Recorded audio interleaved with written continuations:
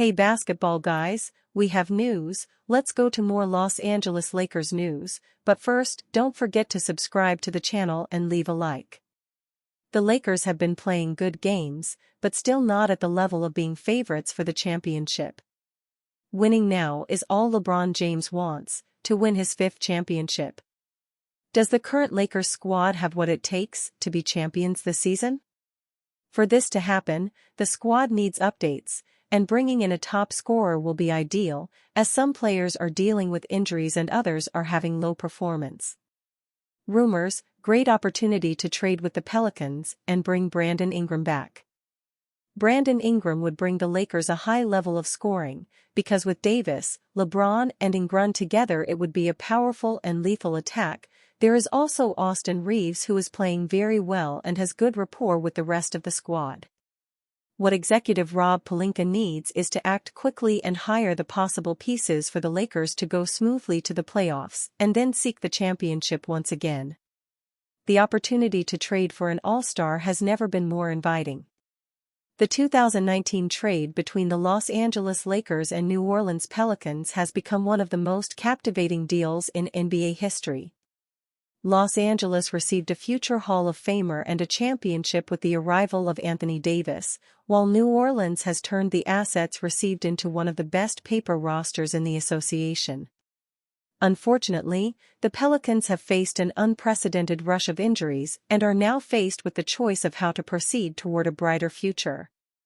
Within its first 11 games, New Orleans has lost Jose Alvarado, Jordan Hawkins, Herb Jones, C.J. McCollum, Trey Murphy III, DeJounte Murray, and Zion Williamson to injuries. It's left the team in a position of stunningly limited options as far as proven commodities are concerned. The one exception is a player whom the Lakers are thoroughly familiar with, all-star forward and former number 2 overall draft pick Brandon Ingram. Ingram has appeared in all 11 games for the Pelicans in 2024-25, averaging 22.9 points, 5.9 rebounds, 5.0 assists, and 2.3 three-point field goals made per game. It's yet another star-caliber display from a player who has become one of the hottest commodities on the trade market in 2024. For a Lakers team that continues to search for options to push it toward the next tier of contenders, a trade for Ingram suddenly seems more viable than ever. Ingram is playing through the 2024-25 season with a cloud hanging over his head. The Pelicans are reportedly unwilling to meet his asking price for a contract extension, which has thus resulted in the belief that he could be traded ahead of the deadline in February. A pending free agent with an all-star game appearance and consistently strong production highlighting his quality, Ingram should have a surplus of suitors. For the Lakers, initiating trade discussions now may be the wisest course of action. With 7 different key Pelicans already battling injuries, the burden placed on Ingram to carry the team through this challenging time could prove monumental.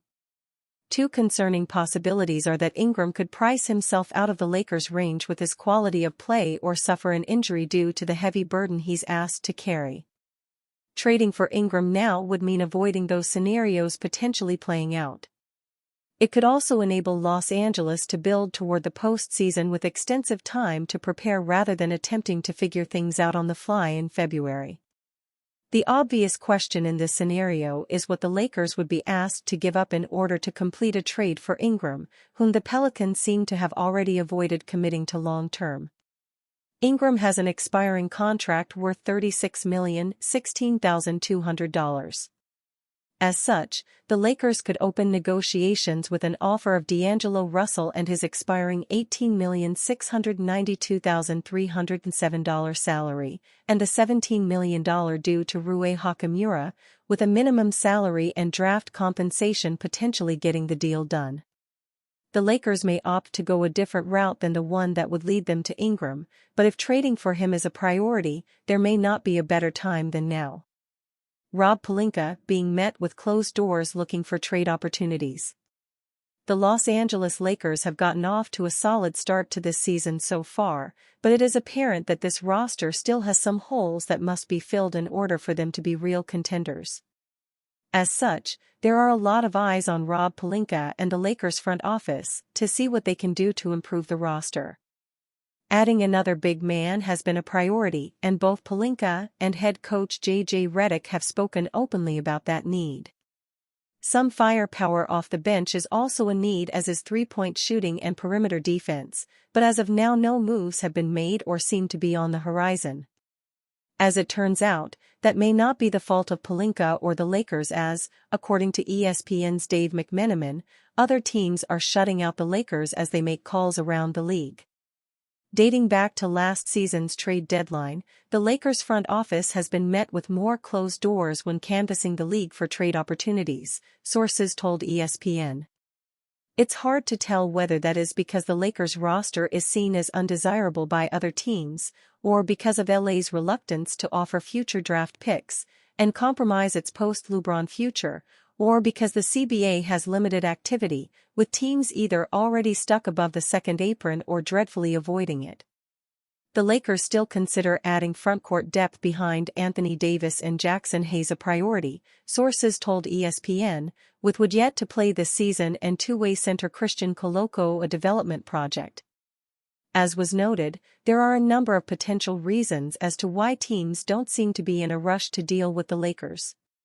The front office has been wary about giving away future picks for non-premium talent, and it is feasible that teams don't view their young players like Max Christie and Jalen Hood-Schifino highly enough, nor have teams been interested in D'Angelo Russell, even as he is an expiring contract now.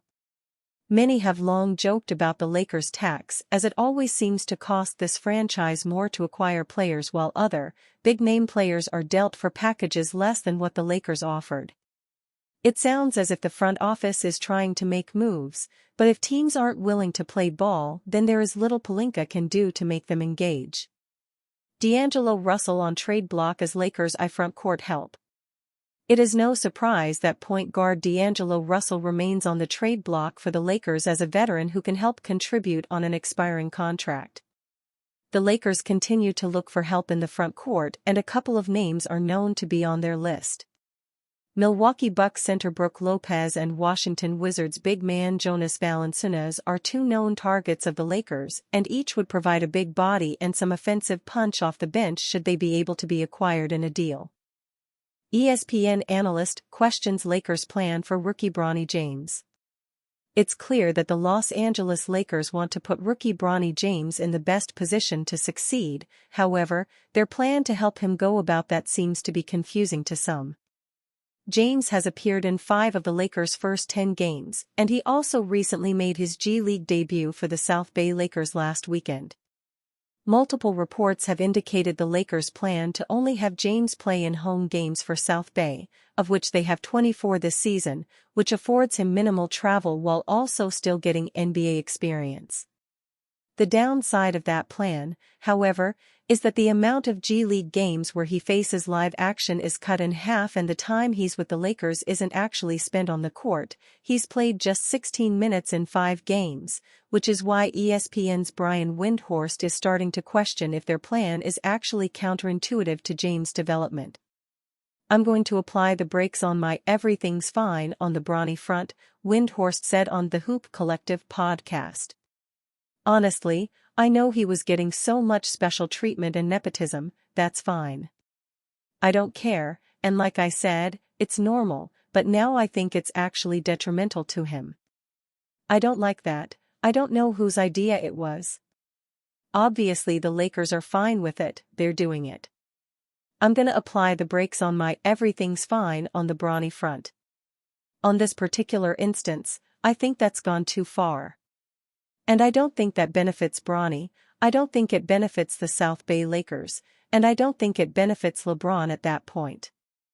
I think it would be much better if Bronny was a more developed player by February or March by playing in G League road games." To Windhorst's point, the Lakers do appear to be playing right into the optics of nepotism.